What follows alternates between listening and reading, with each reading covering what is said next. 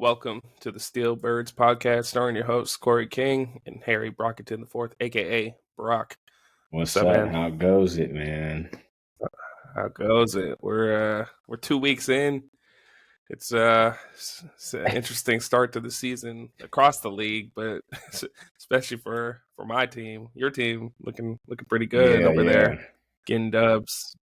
But yeah, no, it's gonna be a interesting year. So y'all stay tuned out there. We're gonna have a lot of shit to say throughout the season, but definitely today. So yeah, we're basically going to just talk about week 1 and week 2. I was out of town for a wedding during week 1. Didn't watch a ton of football, but I saw them Eagles, and boy, do I have shit to say. And then Brock will talk about Steelers week 1, and then I'll talk about Eagles week 2, and Brock will talk about the Steelers week 2, and then we'll get into our weekly grind our gears segment and call it a day. So I can start us off since we played first here. Okay, I don't know what's up with that. Okay. But yeah, Eagles Packers in Brazil, I knew going into it was gonna be a strange game. I knew some things it's gonna be messy. I didn't expect the field to be, almost unplayable. People were slipping all day. Even the QBs, you watch Jalen and Jordan Love's footwork, when you're throwing the ball, you want all your like weight and power to be in your legs. And they were like on their tippy toes throwing because they didn't want to like slip. So like that affects your mechanics. That affects like, Jordan Love was sinking balls. Jalen was overthrowing dudes. It was all bad in terms of like just the field. So that played a factor in everything. But, nonetheless, I would say the offense in general just looked like an offense that didn't play in the preseason. There were miscommunications. There was a bad snap, where Jalen's, calling out protections. The snap bounces off his chest. They turn it over in the red zone. Fumbles, bad picks, stuff like that. I feel like will get cleaned up as the season goes on, but they just look like a team that, didn't play in the preseason and just kind of trying to figure it out. There were false starts and shit, stuff like that. But with that being said, in this Packers game, I liked the play calling a lot. There were some cool plays that Kellen Moore designed, on Saquon Barkley's touchdown. They had a play where, Devontae and AJ are kind of running their guys off on posts, and he ran a wheel behind them for the touchdown. And even on that play, Dallas Goedert like leaked through. So it wasn't like a design one shot. You have to throw it to Saquon. If he wasn't open, you had another option to throw to Dallas Goedert, which, is a good play design. There was a play later with Devontae Smith where it was like a fake. He was fake blocking for a screen and got down the sideline. Jalen hit him in like the cover 2 whole shot. Stuff like that. It's good to see. A lot of motion on AJ Brown's touchdown. He had a 60-something yard touchdown, 64-yard touchdown, I think. Right before he took off, he motioned outside really quick to just give a little bit more leverage to run that out and up that he scored on. So stuff like that. We were dead last in the league in motion rate last year. So I think in this game it was like, I want to say it was like 40%. I forget the number, but it was definitely a lot higher, and it was the most motion the Eagles have had since 2020, I believe. So great to see that. Saquon looked like the real deal. Looked like his old self. Absolutely. Explosive. Could catch. His cuts were insane. There were so many plays where any other back for an Eagle previously, you're like, oh, that's a tackle for loss. But with Saquon, it's like, nope, he's going for 30. He finds a way to just make plays that look dead, explosive gains, and he's the first player in NFL history to have multiple rushing touchdowns and a receiving touchdown in their team debut. So just a historic day for him. I had to look up when was the last time an Eagles player had 26 touches in a game, and it hadn't happened since week 2 last year when DeAndre Swift we played the Vikings, and before that it hadn't happened since week 4 of 2022 with Miles Sanders. So I'm glad the Eagles are feeding him. There was a lot of hype going into the season with him, and he definitely delivered. I had there were no qualms, no issues with how he played. Everything was legit. And then our receivers, I'm always a big fan of AJ and Devontae. Devontae, he only had 7 catches for 84 yards in this game, but 5 of those catches were for first downs, and I believe 4 of them were four of those first downs he got because of Yak. Like, he caught the ball, made a dude miss, got the first down, or whatever. So 84 yards isn't a lot. He didn't score, but the way he played and how he got those first downs and catches was very savvy, and just shows how clutch of a player he is. He's not just out there. He's making impacts even when he's not the focal point of the offense.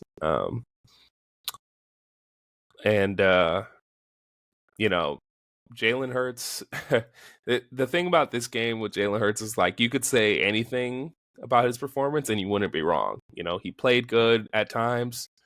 He threw a beautiful ball to Saquon, beautiful ball to AJ Brown on their touchdowns. But then there was a sequence where, it was a read option. He made the wrong read, got tackled in the backfield. Then the next play, it was a screen, and he forced it almost through a pick 6. Then the next play, he did force the pass again to AJ Brown, and that's when Jair Alexander intercepted in the end zone. So it's damn, man, you're playing well, and then all of a sudden you want to force these passes, make bad decisions. It's Carson Wentz type thinking, which I'm sick of seeing. I don't want my quarterbacks to be these dummies who have terrible turnovers, Will Levis shit. That type of stuff cannot fly. Especially, you've been to the league since 2020, man. You got your second contract. You need to play like a QB who doesn't panic and make crazy decisions like that, especially in the red zone. We have such a good offense. We shouldn't be turning the ball over in the end zone. We should at least be getting 3, if not a TD, every time we're in the red zone. So that type of shit kills me. And there were not so many, but there were enough plays like that for me to be did you learn nothing from last year when you had all those turnovers and people are saying you're not good? This is the shit they're talking about. You can't have those decisions where you're looking like you don't know what you're doing. But overall, I didn't hate how he played. I would like to see him throw the ball over the middle of the field more. I want to see him throw faster. His time to throw, I think, was over 3 seconds, which is just way too long. You got to get the ball out. And if you're going to roll out or scramble, go. Make it quick. A lot of that is stuff that I've had issues with his play since he came into the league. Holding the ball too long, always rolling to the right, and then just taking forever to throw the ball away. If you're gonna throw the ball away, throw it away. It seems like sometimes he's waiting, then he's throwing the ball away as he's getting fucking blasted. It's you don't have to take those hits. You could, if no one's open, throw it into the fucking stands, move on to the next play. But it seems like he likes to have that hero ball mentality sometimes, and he has to get that drilled out of him for us to be successful. And another thing with him, or just the offense in general, is we had some read option plays where he can't run like he used to. His lateral quickness is gone. We got to throw that out. If we're gonna run with him, it needs to be QB dives, counters, powers, get him going north south, which happened in the Falcons game. I'll talk about, but this Packers game, those read options where he's reading the end and then trying to get to the sideline, that's got to go. He had I think he had 9 carries for 11 yards on those type of plays. It's that's pathetic. But yeah, that's it for the offense. Defensively, you know, not great. A lot of miscommunications, a lot of big plays allowed, missed tackles, sloppy. But when they were in the red zone, they kind of locked things up. There was a play, and yeah, I mean there was a play early ish where it was a 14-point swing where Nakobe Dean could add a pick six, and then I think the very next play, Jaden Reed had a touchdown on a miscommunication where he was wide open down the sideline. Zach Bond looked really good. He was the only Eagle in this game to have a sack. He had 2 sacks. I think he led the team in tackles as well. He looked really explosive and good, which is rare for an Eagles linebacker. Quinyon Mitchell looked like he belonged. He had a few pass breakups. He didn't allow a lot of plays in his coverage. So there were some highlights there, but the low lights I'd say is Avonte Maddox in this game. He allowed, I think, 60% of the passes thrown his way to be completed. He gave up a touchdown, and per PFF, he was the 8th lowest graded cornerback in coverage. Out of 101 corners in week 1, he was the 8th lowest, so that wasn't great.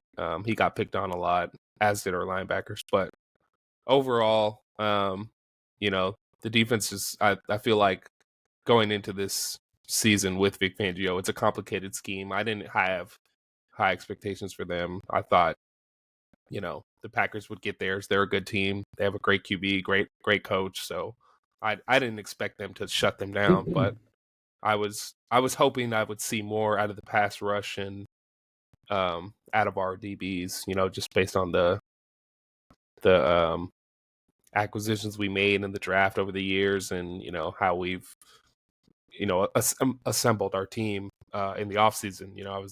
I had higher expectations for them, but they didn't really deliver. And like I said at the beginning, the field definitely had a factor on the pass rush. So for this game especially, I wasn't too upset with how they played and how it all went down. But most important thing, they got the win.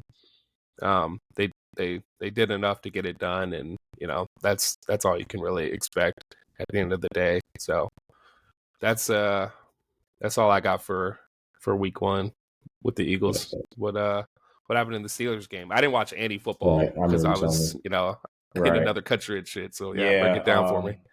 So with the Steelers game, away for the first game, so it's always going to be hostile environment, but Steelers travel very well. So yet again, like it was 2 years ago when we played Atlanta, basically the whole stadium was Steelers fans. A lot of people were saying that even on social media, just looked like we had taken over the stadium. So that was encouraging to see. Obviously, in the first game, we had slated Russ to start. He had been named starting QB.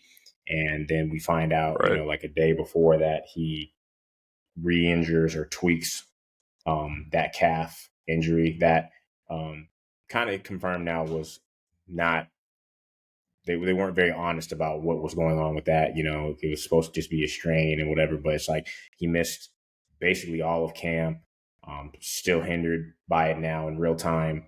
So, and that's not a calf strain, that's you pulled your calf if that is the case, because a strain, you could play on a strain, and if not, you'd only be out like maybe a couple of weeks. But it's been hindering him since July 24th, I think is the exact date that it's been going on. That's a long time. So yeah, you said it on this podcast, I think too. Like you knew, like it was a pull for sure. It wasn't what they were saying. Can't really let your enemies know what's going on, but at the same time, when it gets to this point, it's very obvious. People that have been around the game are not ignorant to what's reality. So, with that being said, then Justin gets the nod, and so I was kind of disappointed in him and the fact that he wasn't able to outright like win the job because Russ was out. That was really his his kind of chance. Yeah. Because I was thinking like, all right, well, what if Russ doesn't have that injury and you guys were really splitting reps, or maybe Russ was getting a little bit more than you? Is like you really would have had zero chance if that's the case, because you were taking all the reps with the ones that should have been, runaway job for you. So that kind of concerned me a little bit, but I knew that, obviously they both were learning a new offense. Russ was here a little bit before him. So obviously probably got, first crack at looking at things or whatever, also being promised the job, but he was able to look through playbook and understand a little bit more, but, still expecting him to have ran away with that. But regardless, I was excited about seeing him play and see what he was going to bring to the table. So, offensively, he has some missed snaps with Zach Frazier. He took accountability for them. People were saying it was more on Zach, but he still kind of stepped up afterwards and said that, he has to get that corrected. So that was, nice to see, regardless of if it was Zach's fault, him just being a leader and taking the blame, even when if it wasn't his fault. Zach obviously is our second round pick out of West Virginia. He's a rookie. That's been the only really thing that he's struggled with, is just a snapper here every once in a while, but he's really been like a brawler up front, and he's held up very well. Even now in real time in the second week, I'll talk about that later for the Broncos game. But that's something that I guess is expected as a rookie, but got to get that cleaned up. So that hindered us in some drives. We had some penalties, but overall on the offensive side of the ball, just couldn't really finish. Like, we were moving the ball and we were seeing a lot of things that, Steelers fans haven't seen and consistently in a long time since Ben's been there. And that's just throwing to the middle of the field, play action, being, aggressive, throwing down the field, motions that make sense. Because, as we know, you said, the Eagles were the last team in using that. I think we might have been right there with you guys, because we barely ever used motion, but when we did, it was a tell, basically. So when we would motion, it was like that was what the play was going to be, a run to this side. It wasn't to be a distraction. It wasn't to even have that guy get the ball or anything like that. Very like high school jet sweeps type of things.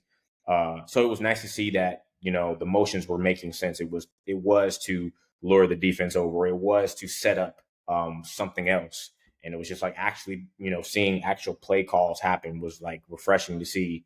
And it was nice to see that, maybe Arthur Smith was just not cut out. I'm not trying to hate on the man, but maybe he just wasn't cut out at that time to be a head coach. And it was a lot just, calling plays and doing that. But it seems to be that, calling plays is more his forte. And you could see he was doing things specifically to set us up for success. After the game, he talked about how he didn't really want Justin throwing to specific parts of the field because of Jesse Bates. He wanted to completely shut down Jesse Bates and not allow him to take over the game. Yeah. He even talked about, our game record is TJ. They weren't able to stop him, but their game record, is Jesse. But we were able to neutralize him because of the play calls that he did, and that was on purpose. Yeah. And so a lot of people before the game were kind of upset with, not letting Justin have the full reign of the playbook. But, one, you have to realize that he wasn't slated to start. He wasn't going to be the starter. So it's not like you can give him the free reign. You got to give him what he's comfortable with. And then two, as Arthur said, he was being strategic in that game on purpose. And like a lot of people who are casual fans don't understand that. But, seeing that afterwards and running back to tape and seeing what he said, it made a lot of sense. And that was just smart coaching to me. But overall, it was better. You can obviously see it was better than what we had with Kenny. That was the bright spot, I guess. But you want to, get in the end zone, 6, 7, I think, field goals. Thank God we have Chris Boswell. I think he's the best, kicker, him and Harrison Buckner. There's a certain kicker that's kind of fallen off in the division rival team, but Jake Elliott got to be up there too, man. Yeah, he got them 60 yarders too. But Chris don't get his due diligence. I feel like, and he definitely is very accurate. And he won us that. I mean, the defense was a big part of it that I'll talk about right now. But offensively, he was our only points, and he never missed. So that was huge for us. But yeah, overall, offensively, just disappointed in not getting in the end zone. We had a lot of great drives. Even, we had a couple bombs to George Pickens that got called back because of penalties, just shooting ourselves in the foot. Justin was able to show off his arm and his accuracy, but the stats didn't really prove that, because if you didn't watch the game and you saw that he had 177 yards, it's like, well, what the heck? But it's like some of the bombs that would have put him into probably like the 240-ish range, whatever, they got called back. So that was very disheartening to see. But overall, hope that they would build on it in this week's game, and I talk about that. But defensively, man, the defense looked real scary, and I figured that when I saw them play in preseason, even in very limited snaps, but it was just very disgusting in the greatest way. And, I'm really excited for the rest of the season for that. Really, Bijan could not get going at all. Larry Ogunjobi, he's been kind of hindered with a foot injury that he has said that he's felt the most healthy that he's felt in the last 2 years. So that makes a lot of sense about, kind of what was going on with him, because he really wasn't flashing the way he really was when he was playing in Cleveland. And so now he's kind of healthy. He's been tearing it up. Our second-year player out of Wisconsin that we drafted last year, Keanu Benton, he was wrecking things. And, obviously Cam Hayward doing his thing as usual, just crazy bull rush. And then obviously TJ and Alex, doing their thing, getting pressures. Nick Herbig was playing well. So it was like everybody that was in that front four in the rotation was killing it. Dante Jackson, has an interception late to seal it, really. As a newcomer, great to see that he's staying healthy and, contributing, still looks fast. Deshaun Elliott, great pickup. I feel that is opposite to Minkah, really allowing Minkah to be Minkah, roaming if he needs to roam, come down if he needs to come down. We weren't really able to do that last year. I mean, well, he was able to do it last year, but it didn't really work out because we had not only injuries on that opposite safety side, but DeMonte Casey is more of a come up and hit kind of safety, not a coverage safety. So that kind of messed up, Minkah's flow. And so this year, Deshaun, he's definitely a coverage safety and can hit. So he's kind of like Minkah in that sense. And so he came up huge with the interception too. So we're just really giving Kirk fits, man. And he did not look healthy. He didn't look comfortable. And that was really just the bright spot of the entire game, is that, I'm thinking, come the end of the season, we're going to have top 5, top 3 defense very easily, because especially if everyone stays healthy, because of the turnovers that we're forcing, the pressures that we're getting up front, everything's just really going well. The main thing I want to continue to see, like with consistency, is stopping the run, because even though we have all those other positive spots sometimes, especially with a good running back and an average to really good line, we kind of fall behind in the run game and let them gash us. And so that was a great first showing. Atlanta has a great offensive line. They have Bijan, they have Tyler Algier, 2 backs that are very capable, and they weren't showing out at all. So overall, like I said, offensively not impressed. Obviously better than what we've had, but defensively, I'm very excited, and I'm just hoping that everybody stays healthy, because I think it's really going to be a big part of this season, just being able to stop offenses that do what they do well, and I don't think they're going to be able to do a lot of what they expect because of how great our defense is going to be. So that was basically it for Steelers. Came out, with the W, even though we weren't able to score a touchdown, and so that's all that you can really ask for in week 1, especially being away week 1 and then having a quarterback that didn't even really get to prepare as if he was going to be the starter. A lot of things that were, against us, but came out and, showed out. So that's basically it for that game. Yeah. Nice. Yeah. So, for week 2, going off of what you were just saying, the Eagles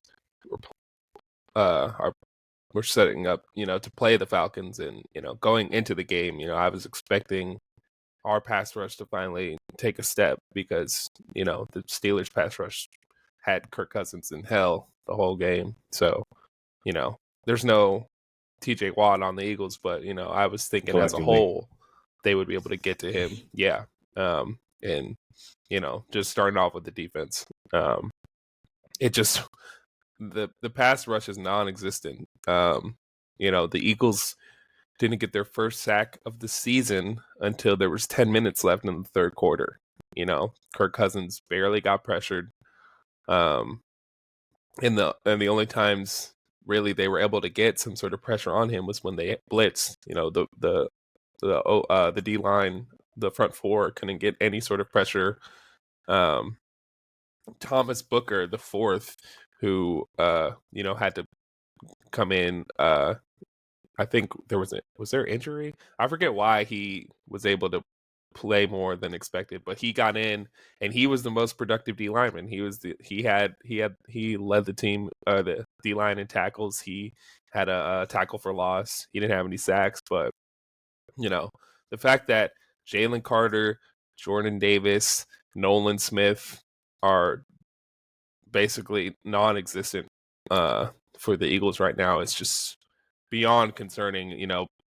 Jordan Davis and Nolan Smith especially are like busts essentially. That's how bad they're playing. And just the D-line as a whole is just a huge problem. Bryce Huff hasn't done a thing. There's clips going around of him getting blocked by a tight end with ease. It's like you're supposed to be our best edge the way we paid you. We gave you Hassan Reddick money and you're not doing anything. Through 2 games right now, no Eagles edge rusher has a sack.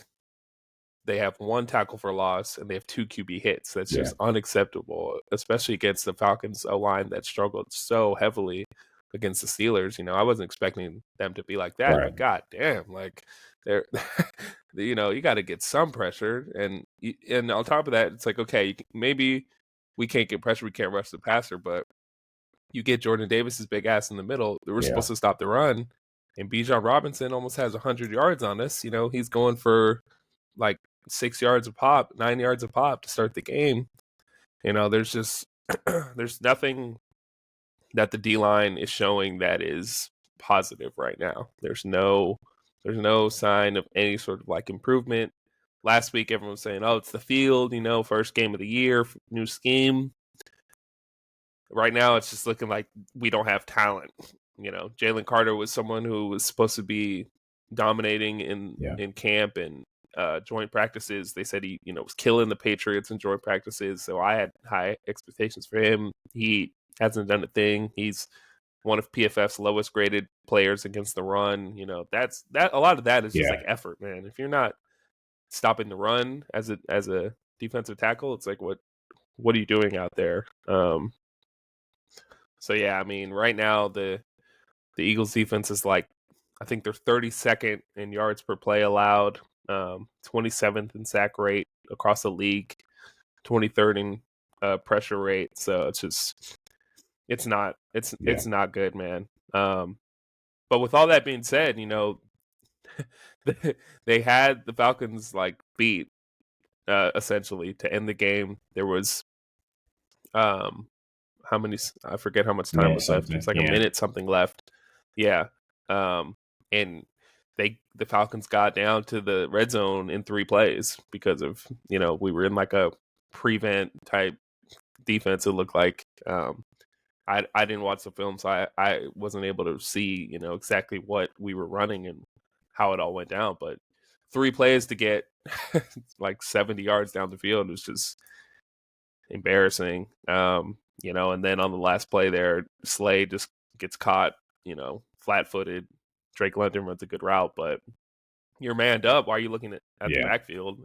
It's just all bad. So I don't need to just go in on the defense for forever, but essentially, just based on how yesterday went down, it's going to be a long year unless Vic Fangio can, cook up some magic and, really show us that he's the defensive coordinator that everyone thought he was going to be. Yeah, it was. Yeah, because the best coaches in the NFL are the ones who can get the most out of their players, and talent lacking, or if you have talent or not, the best coaches find a way to get production. You look at the Vikings this year and last year; they had they're one of the worst assembled defenses in the league, but they were solid defense last year because Brian Flores is Yeah. that good of a coach and can scheme up that good of a defense. And now this year, with a bit better players, they're still looking very good as a defense, and they're able to do a lot of things. They just shut down essentially one of the best offenses in the league in the 49ers. So, I don't want to hear excuses that it's solely a talent problem. It's solely this. It's a combination of a lot of bad things with the Eagles, and I just hope that with time they can get better Right. as a defense. But all that to say, offensively, we were running the ball at will. Saquon again Crazy. at 26 touches, he looked good. We got to the red zone and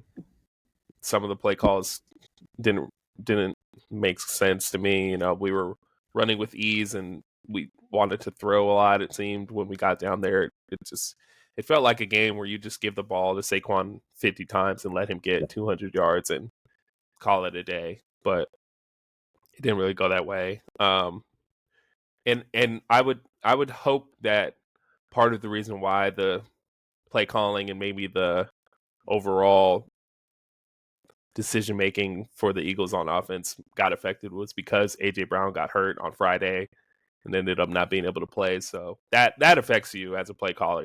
One of your best players you think you're going to have, and then 2 days before the game, you're like, yeah, he's out. It's like, okay, so they started scheming up bubble screens to Britton Covey. I think he ended up with the second most targets, which is not something you want out of on this offense. You want it to be Devontae, Saquon, Dallas Goedert, but I think the AJ Brown injury had a big effect on how they wanted to attack the Falcons when it came to throwing the ball, because there was a lot of lateral stuff. Like you were saying with Arthur Smith, we didn't want to throw around Jesse Bates. We didn't want to throw to the middle of the field. He was making plays when we did try and test him. So I think they were just trying to throw screens, throw outs, throw quick stuff on the outside to let our playmakers make plays with the ball in their hands. But I just feel like it could have been done differently. We could have done better to get Devontae and Dallas Goedert especially more targets, scheme things up for them specifically versus a Britton Covey and Jahan Dotson. And again, we were running the ball well. We could have just kept running the ball. Our O-line looked really good. But yeah. And then again, Jalen Hurts, when I was first watching the game and we had 3 ineligible men downfield penalties on RPOs. And when I was first watching the game, I thought it was because he was taking too long to throw the ball. Because on an RPO, you essentially are faking the handoff, or you're reading the defense, you're not giving the ball to the running back, and you catch. Then you turn and throw the ball. And I thought he was taking too long, and that's why the linemen were downfield. But I was able to see like the all 22 of that, and it was just the linemen think it's a run play, they're getting downfield. It's a mix of like bad coaching and bad play calling, because if you're going to have an RPO like that, Jason Kelce actually was tweeting about it. If you're going to have an RPO, you want the lineman to kind of have a check where it's like, okay, like we might throw it here. It might take a little longer than other RPOs. So you kind of want to shuffle your feet and not get downfield as much versus, an RPO that's quicker. You can go downfield because by the time you're down there, the quarterback will throw the ball and it'll be, but I was kind of mad at Jalen Hurts last night because I'm like, it seemed like he was, again, taking too long to throw the ball on those plays, but that wasn't on him. But even so, there was a play with like 4 minutes left in the third. Devontae Smith is open on an out, and Jalen Hurts throws it a tad late and a little bit inside. And of course, Jesse Bates comes and breaks it up. And that should have been a touchdown. That was a 4-point swing. Instead of a touchdown, it's a field goal. And that's, to me, because Jalen Hurts was late and threw a kind of bad ball because it was a little bit behind him. So, again, like I was saying with the Packers, Jalen Hurts' clock sometimes is just slow. His time to throw is long. It's just, I feel like he just has to, like, when he sees it, he just needs to Yeah. let it rip. It's when you're a QB, sometimes it's like you take your 3-step drop and you throw it on that hitch. It's not 3-step drop, hitch, Right. throw. Yeah. If that makes sense. I can't stand up and show you the footwork, but people know, ball knowers know, like when you drop back, you don't want to like take forever to hitch into your throw. It's like 1, 2, 3, bam, like on that last step, you're throwing the ball, and sometimes it seems like Jalen Hurts just takes too long, and it cost him. There are points left all over the field. There was bad plays, bad coaching decisions, and at the end of the day, they still should have won the game. People are going to talk about that decision to throw the ball to Saquon on that last drive versus running the ball. I didn't hate the call to throw the ball. Players got to execute, but what I can't understand is, regardless of Saquon catching the ball or not, you have to go for it on fourth down there. You cannot allow a game that's one score to still be a one-score game. If you're up 3 and you kick a field goal and you're up 6, it's still a one-score game. The other team is still going to try and score a touchdown. So go for it on fourth.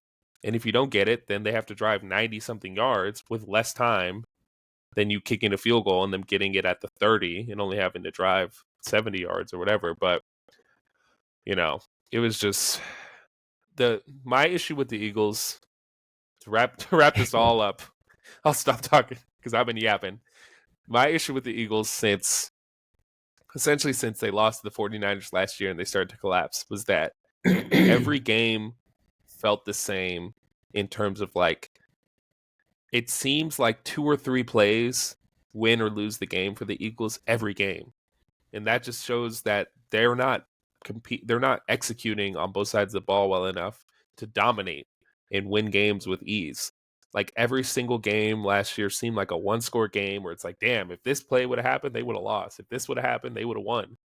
And that's just not sustainable. That's not how you are successful in the NFL. Like, good teams beat the shit out of bad teams, and bad teams, get blown out by good teams. But the Eagles are just this mediocre team who can compete with anyone, but for some reason just can't execute and dominate against bad teams, and against good teams can't, like, sustain success and execute in a way where they're gonna, beat the best. It just seems like every game it's like, oh man, it's so close. They barely won, they barely lost, and it's unsustainable. And at the end of the day, it's just not winning football. And I have, as an Eagles fan, but also as a fan of just good football and the NFL in general, I expect better from a team with, high expectations going into this year. I'd say this about the fucking Lions, the Packers, the 49ers, any team where it's like, you see the talent, you see like what their QB is, they should be better. And same with their defense. They have talent, they have players, but it's just not coming together right now. And I think I want to put it on coaching at the end of the day. I think it's on the coach, and we'll see what happens. But that's all I got for week 2. Bad loss. I think I saw per ESPN the Eagles have blown 4 leads. With 2 minutes left in the game, they've blown 4 leads, which is the most in the NFL, and I think they allowed 100 and something points in the last 2 minutes of games since last year or something. So just very bad football team when it comes to, like, clutch moments and ending games well, and it showed. And they deserved to lose yesterday just based on that, and they did. So that's the Eagles right now. And then you are as good as your last play, and the Eagles right now are just not good. So that's all I got for that. But how was the Steelers-Broncos game? I actually got to watch some of that, but go ahead and break it down for me. Yeah, so again, Justin is slated to start. Russ is still going through, the injury. He's not even doing half participation. Really, he's kind of just warming up and throwing here, going through progressions, and then he's basically out for the rest of the practice. So Justin started again. This time, we kind of were really bullying the Broncos defense. Najee was having some really good runs. We were, progressing down the field every single time. It was just yet again. This time, it was just like really, really bad penalties, and for whatever reason, they were rotating Troy Fautanu and Broderick Jones at right tackle, and like you never see that, dude. Like not even in college they really do stuff like that. But it's like this is not a preseason game, man. So it was really weird. Troy was out there to start, and then Broderick was kind of coming in. But when Broderick was in there, man, he really was stinking up the place. To put it politely, he even in the run game, which is supposed to be his strength, wasn't really having successful plays consistently, but he was having a lot of penalties. One of his penalties was, yet again, Justin hits GP on a bomb. Pat Surtain is on him. Looks like he had him locked up. George is still able to come down with the catch, but it's called back because of holding on Broderick. And, from then on, because that was the third penalty that he had committed in that drive. And so after that, we didn't see him the rest of the game. Troy took over as the main right tackle. Could see the frustration for him on the sidelines, but they had seen enough at that point. But which is another play that Justin's able to scramble out and just hit him 60 yards downfield on a dime, and didn't matter. There's another drive. We get down to the red zone, and George actually scores. And offensive pass interference on Van Jefferson, trying to block two dudes, and he's just like, clearly rams his helmet into one of them. Is like trying to push both of them. I don't know what he was thinking about trying to execute on that play. You just really got to get in defender's way. You don't need to really do much, because especially when you have someone as talented, they only need a second or two to really get to do what they need to do. Right. That gets called back, so that was points, taken off the board. So, what I will say is I don't believe that Justin and Zach had any problems with their snaps this game. Obviously, he didn't turn the ball over.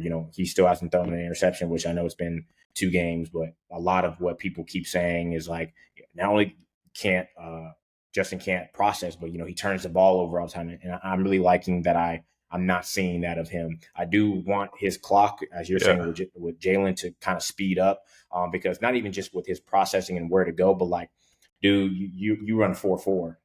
You're a quarterback that runs 4.4, and you see the other quarterbacks who run that are faster. Lamar Jackson, Kyler Murray. When it's time to go, it's time to go. And sometimes he kind of, which it's crazy to say this, but like it's good and bad. You see, he's still trying to look downfield to see if he can make a throw, which a lot of people also complain that, he's just run first. Like he doesn't see one thing. He might look for the second option, and then he's taken off. Like he needs to. So it seems like he's doing that, but it's also like within growing to do that, he's not knowing when to just use your natural, God-given talent and take off.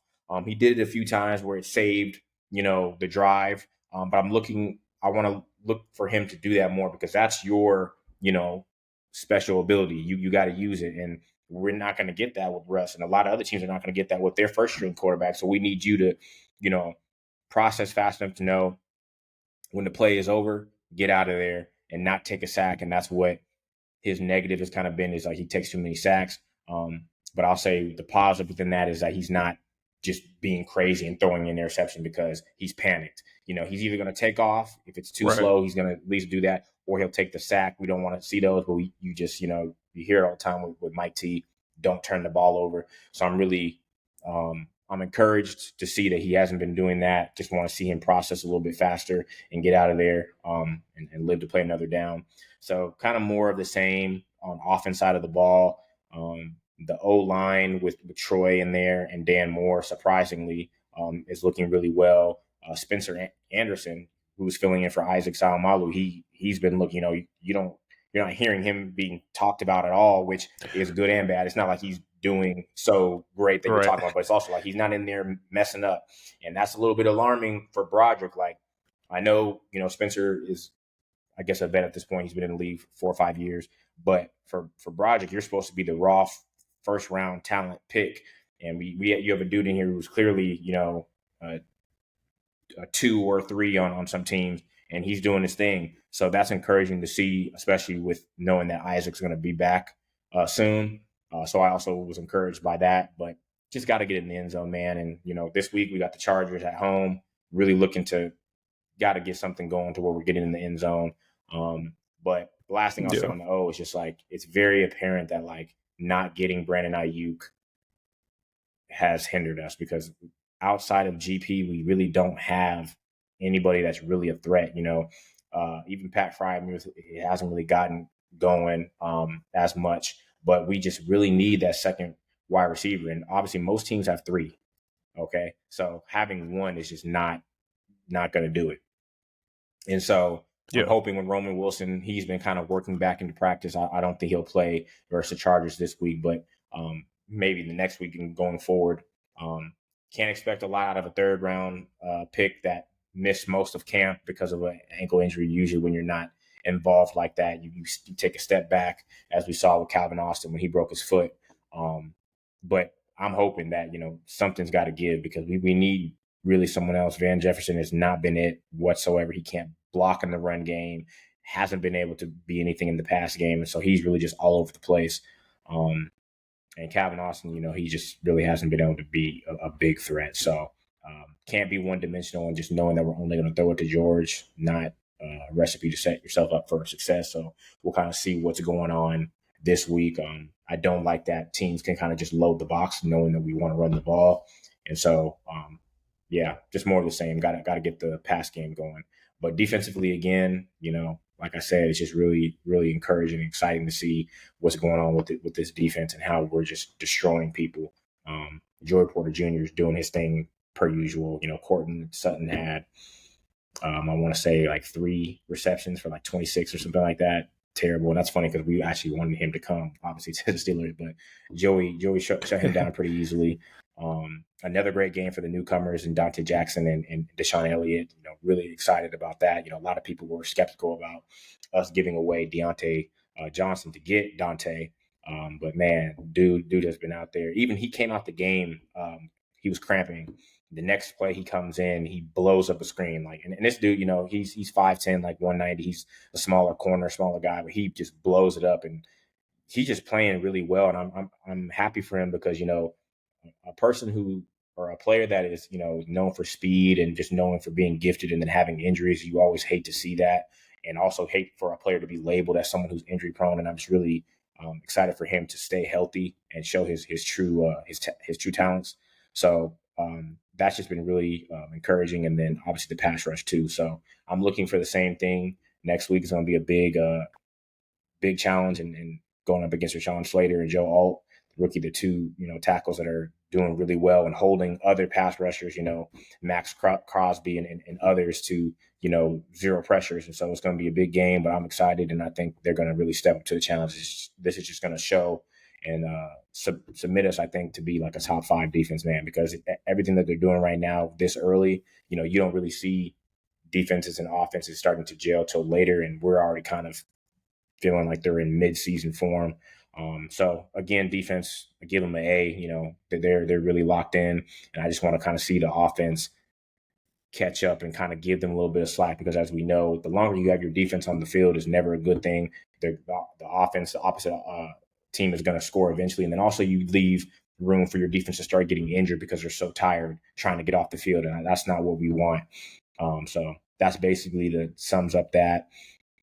Got out of there kind of with an ugly win against a rookie, but just looking to see Justin Field take that next step, and then hopefully we're scoring touchdowns easily. Yeah, because I mean, you guys, it's like this. The Steeler way is like, you have a really good defense. You if you have an offense that is average to above average, watch out. Like, y'all can make some noise, which is good to see. I'm excited for this for this Chargers Yeah, game for y'all, big test. because it's two teams that are like very, grit. Yeah. Like, Chargers are going to try and run the ball. Y'all are going to try and dominate defensively, and we'll see. Yeah, Is that Jack he over out there there? getting He getting going. restless. Yeah, nah. We could hop into grind our gears and Yeah, wrap this thing yeah. up I'll if go you're ready. first too, because All right, but got some things to get off my chest.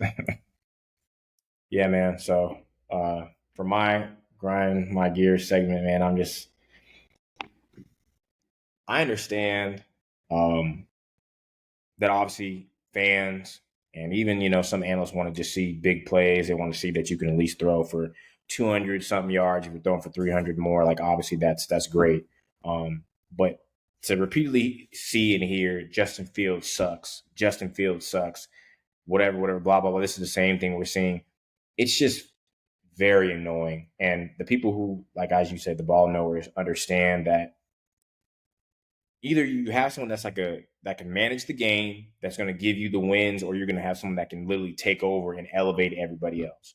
Right now, he's not taking over and elevating everybody else, but he's managing the game and doing what we need to do with no turnovers to win games. And that's what anybody would want. Not everybody can have the Patrick Mahomes, the Josh Allens, and the Lamar Jacksons who are game wreckers that can take over the game and elevate who's around them if they don't have the same type of talent that they are. But to say that he sucks and that he's doing the same thing, it's like, I'm really confused, because if we're looking at what's happening in Chicago right now with Caleb Williams, he's kind of looking like he sucks, even though we know he doesn't. And it's because of their issues with the offensive line.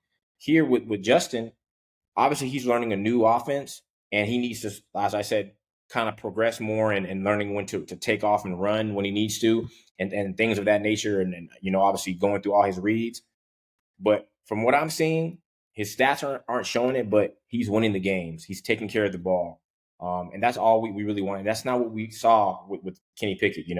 We saw the same thing with him doing the same motion, rolling out of the pocket and running into sacks, getting kind of nervous and throwing interceptions and stuff like that. Justin is taking care of the ball and doing what we need to do and showing his athleticism. And I'm kind of over the whole, Justin Fields sucks. The dude doesn't suck. He just needs an opportunity. And I think when we look at the entirety of the season, when the season is over, we're going to see, his progression. And whether that means we give him the contract at the end or, whatever ends up happening, I truly believe that we're in a way better position than we were with the quarterbacks that we had last season. And if anybody can't really see that, then shame on you. But I'm really liking what I'm seeing from Justin. I know he can show more, and I'm encouraged to see him show more. But to just say that this is not any better than it was last year is just, it's just foolish. So yeah. Like I was just saying, you guys don't need much to win games from the offense. Like, it would be nice if your offense was elite like other teams, but you don't necessarily need it to win. And you guys are winning games and doing it cleanly. Can't speak for that for my team. Justin Fields has 3 less interceptions and 2 less fumbles than Jalen Hurts right now. So I'd rather have that than what we have right now. So yeah, I feel you. My grind my gear segment is just the way the media and people talk about analytics and fourth down decisions and going for it, stuff like that is just inconsistent and annoying as fuck to me. Basically, everyone remembers last year during the playoffs when Dan Campbell went for it on fourth down, the Lions against the 49ers, and they didn't get it. And, that Monday, every talk show, every, podcast talking about, oh, why'd they do it? Blah, blah, blah, wrong decision, all this shit. Because of the result, they didn't get it. So people are always like, oh, they shouldn't have take the points, whatever. That shit is annoying in itself. But when it's the other way around, and people don't talk about it. That's the shit that bothers me, and is the reason why like the analytics discussion is so fucking annoying to me, to someone who understands it. Is like the decision. It happened last week with there was a play where the Raiders punted the ball. They were on the Chargers 43-yard line. It was 4th and 1. They punted the ball. It, according to the analytics, they lost like 7% of yes, of their chance to win. They lost because of that decision to punt. But you don't hear a soul talking about it the next day on fucking, First Things First with Nick Wright and all them, But God forbid someone goes forward on 4th down, doesn't get it, and that loses them the game. And people want to say like, oh, why'd they do that? So, I mean, and then specifically with the Eagles, I mean, I'm not watching the talk shows right now because it's the day after. But with the Eagles, every single analytics person, tweet, decision maker, whatever the fuck, was saying the Eagles had to go for it on 4th down on that last play. Regardless of what the 3rd down play was, Saquon dropped it, whatever, the clock stopped, whatever. You have to go for it. And they had a 96% chance of winning. If they got the first down on 4th down, it would turn into 100%. Yeah. The game's over. But the minute they kick the field goal, it drops to 92%, I think. And then, you saw what happened. Yeah. They lost the game. And as improbable as it was, that was 100% the wrong decision to kick the field goal there. Every single time. You do not kick the field goal there, but you're not going to hear people talk about it in the same way. And that is what kills me. Is like, you can get on Dan Campbell for being too aggressive, but you're not going to get on Nick Sirianni for being a coward. Like, I want people to go after this dude. He should be like feeling the heat right now about that decision, because that's on 100%. Him at the end of the day. In the entire game, he was being like a fucking, it was like he was playing any, mini, miny, mo with his decision making. In the first quarter, they go for it on 4th down, want to be aggressive, don't want to take the points. That's cool with me. You don't get it, whatever. But then the 4th quarter, game on the line, you could end the game with one decision, and you decide to take the points and not be aggressive. That where's the philosophy? What's your identity, man? Like, and that's my whole issue with him as a head coach. It's like, you don't call plays on offense, you don't call plays on defense. You're supposed to be some culture setting guy. The culture sucks. The team looks exactly the same as last year. Can't finish post game to the team. It's like, well, what do you do? What do you do? Yeah. Like, the team looks exactly the same as last year. Can't finish games. Can't execute. What do you bring to the table? And if you're supposed to be like this analytics fucking guru, great decision maker, show it. If you want to be aggressive and be the guy that goes for it all the time, we have the QB sneak, the fucking tush push everyone's talk about. You have one of the best offenses in the league in terms of talent, and you want to go after these 4th downs. Do it all the time. Don't be inconsistent and say, oh, I'm going to take the points here, but go for it here. No. If the analytics say go for it, you go for it. You don't just pick and choose, and that's how you lose games, is when you have no philosophy, no identity. The players definitely know and see that and feel that. Yeah, that's how you lose the locker room, and that's how you lose your job, which you probably will. So, because going off of what you just said with Dan Campbell, all his players defended him in that game where they lost to the Niners, and that showed a lot. Yes, because they know who they are. Even said, if you look at the beginning of the season, did you guys not see how we always did that? That is telling, and as you just said, I don't think y'all players can say the same thing, because it's like y'all are not being consistent in being, we're going to go for this 4th and 3. We're going to go for this 4th and 5, whatever. Yeah. Every single time, you can't pick and choose, man. So, yeah, that's unfortunate. But, hopefully y'all get it together. Yeah. Yeah. It just that. Yeah. So what grinds my gears is the conversation around analytics, but also just the fucking head coach of the Eagles, Nick Sirianni, not being, the correct decision maker in those situations either. That kills me. But all that to say, Eagles are 1-1, Steelers are 2-0. A lot of football left, and we'll come back at you guys next week. Please rate, review, and subscribe to the podcast on all streaming platforms: YouTube, Spotify, Apple. Follow us on socials at Steelbirds Podcast, at It's Your Boy CK, at Brock _IV. and we will Yep. catch y'all See next you. time.